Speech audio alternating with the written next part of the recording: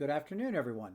My name is Joshua Baxter, and I am here today to give you a demonstration of our Simulcast and online tools for Auctionsoft.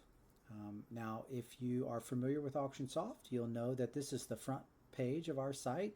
Anyone that is using our system to manage their auctions, they get an automatic free listing here on the front. So we are going to we have created a test online bidding auction, and I'm going to use this for our simulcast demonstration. Okay.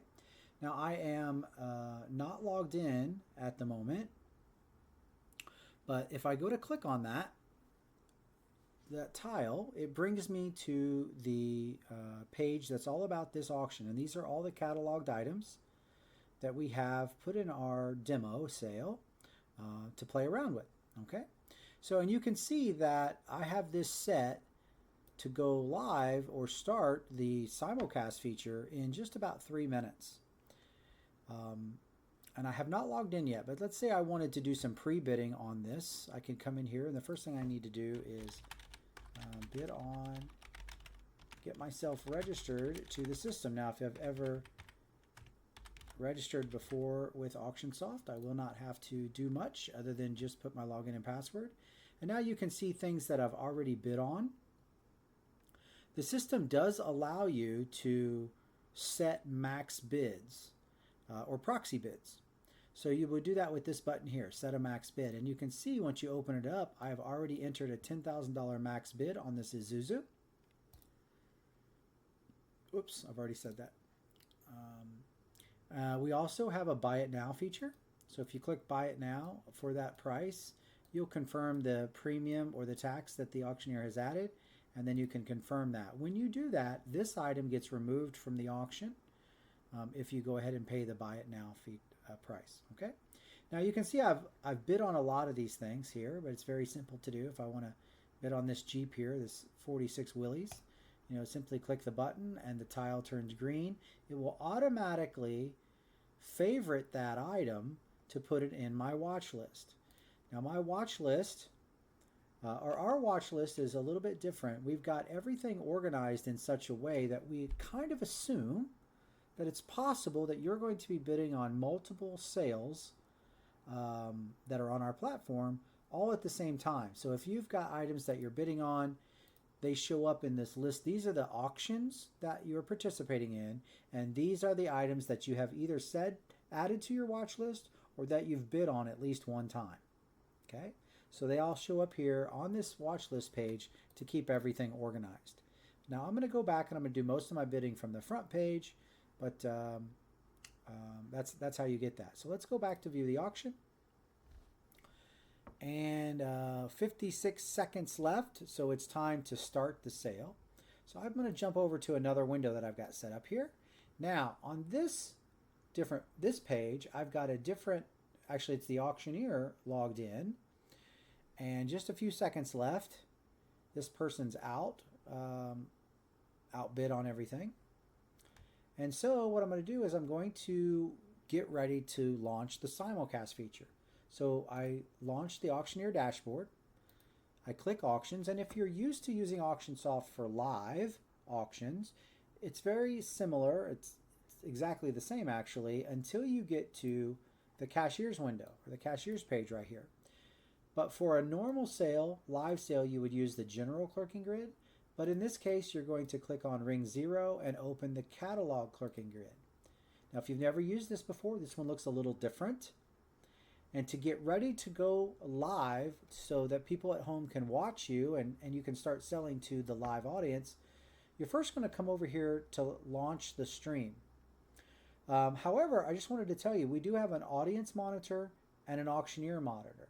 And so if you have a facility with TV screens all around the facility, the public sitting there in your audience will be able to follow along the bids that are coming in online as you're taking bids from the floor live. Okay, and the audience monitor and the auctioneer monitor, the only difference between those two is basically we show the auctioneer, maybe he's watching on a tablet or maybe he's got his own laptop that he's following along on.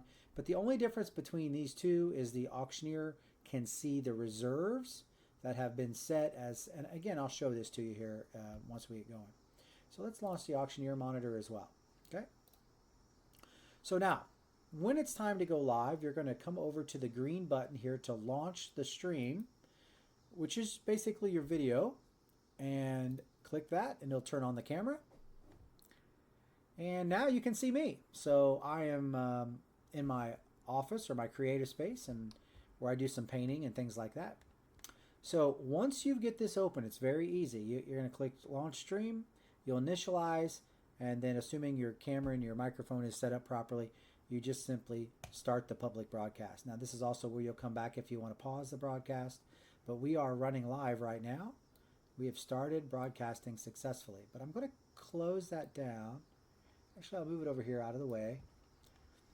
All right, so now that that is running, let's go back and look at the front. What happens on the front is what was your logo right here has now turned into this screen, and the user has to click this button one time.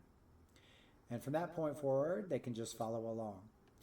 Now, I don't know if you can, but I can hear a little echo in that because it's getting a little feedback. So I'm going to pause that. And just from that point forward, I'm just going to kind of show you what this would look like if you were following along on your phone. And this is kind of what it looks like here. You're going to be able to see the auctioneer and listen to the auctioneer as he's selling. Now, it went from a countdown to the words happening now because we should be starting our stream like we are. All right. The item that is being sold or active is always going to be at the top, and these will go away once we start clerking the auction and finalize it. Okay. So again, I'm going to kind of move this out of the way and come back to here. All right. So we have turned on our monitors around our facility. We've launched our stream control for the people at home watching, and now it's time to start giving the terms and conditions of the sale, and the clerk is going to launch the first item or activate the first item. So we're going to use this blue button over here on the right, and you can see from the bids that I put in earlier, it shows what those bids are. Now it does not show the max bids, and I get this question a lot where people will say, does the auctioneer know what my max bid is? And the answer is no. Not until it has been reached by alternating bids, whether it's a floor bid or it's an alternating online bid. Until you get to the point, the auctioneer does not know what your max bid is. Okay. So currently, number 888 is winning, and we've got a high bid on different things here, but we need to activate this. So once we activate it, it pops up over here, and now we've got the clerk's controls to have the sale. We only have the one bidder at this point. If I was, let's go to the other one. And if I was bidding over here, and you'll see it change in real time. So, that's another thing that happens when a new bid comes in online. Your clerk will hear a tone just letting her know that a bid has come in. Okay, so now my Logan Butler account is the high bidder, and I am out. Okay. Now on this page right here, you get to see pretty much everything that's important. Of course, the title of the item that's being sold in lot number 1 in the catalog. The reserve is not met. We're selling this item now. The high bid is now $2, and we're asking $3. Now, there's several ways the clerk can interact with these tools. It's a little bit complicated, but I think after you use it maybe once or twice, it becomes quite intuitive.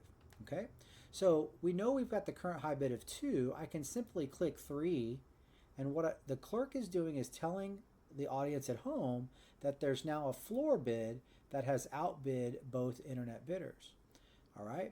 So what I'm going to do here, just to make it simple on myself, is I'm going to go, I'm going to use this here. And so I'm back over here where the Corvette's at, and I'm logged in as, I think this one is Logan Butler. So I'm going to set a max bid on that of $2,500. Okay, so immediately you saw that Logan is back in, the floor is out, but only at $4. So this gives us a little bit of opportunity to just kind of play along as if we were the clerk. So we can go from 5, it bids 6 and gives you the opportunity to bid 7, and then 9, and it'll just go like this. Now, one of the things that Auctionsoft does is as you climb the increment ladder, so to speak, the system will automatically show you down here the increments that it is using to ask for the next bids. Okay, so I'm up into 25s, now into the 50s. A couple other things that it will do is if it is a online bidder and they've registered and we know their bidder number, it'll automatically display here, so you'll just click finalize at the end. If it is a floor bidder that's ahead, this will be blank and you simply enter that number before you hit finalize. But one of the auctioneers asked me, he said, well, you know, obviously this Corvette is worth much more than $450. And if I ask my crowd, I might start them at 10,000 and, you know, who'll give me 9, 8, 7, and somebody bids 5. You use this button or this field over here to enter the $5,000. Once you have got a hand in the air at 5,000, you'll enter your 5,000, place the floor bid. So now it jumps up and the increment jumps up to $500. And your online person, let's see if I can go back here to my online and make myself, oops, there it is. And so it's asking for 5,500 and I can make that. Now my max bid is out. I could update that again and then say, oh, I'm really willing to give 7,500. Okay. And I am in at 55. So now the floor, this is another way that the clerk can keep up with the bidding that's going on live in the audience. I can click this button and it will automatically input the asking amount. If I don't want to type it in or I'm not making a jump to a bigger increment, whatever this is here, I can just enter with the floor. Now my max bid on the Corvette is out again at 7,500 and the floor is in at 8. Now, maybe you've got multiple people on the floor that are bidding. There's lots of hands in the air.